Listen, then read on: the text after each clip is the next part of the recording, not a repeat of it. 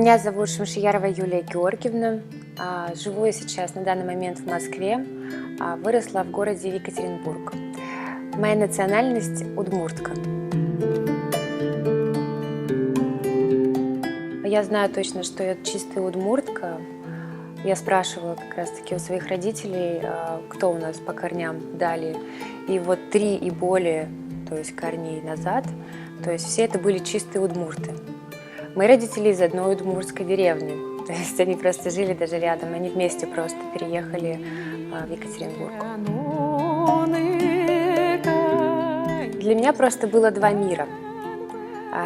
Был мир современный в Екатеринбурге, где я жила с другими детьми, там ходила в школу, и был удмуртский мир, где я приезжала к бабушке в деревню и чувствовала полную свободу, полностью традиции, язык, как люди общаются, как разговаривают друг с другом, как они взаимодействуют. Это было немного другое. То есть для меня не было такого, что я приехала в Екатеринбург и поняла, что я удмуртка. Во мне это всегда было, и никуда это не отходило. У меня все знали, что я удмуртка. Я всегда говорила, я удмуртка.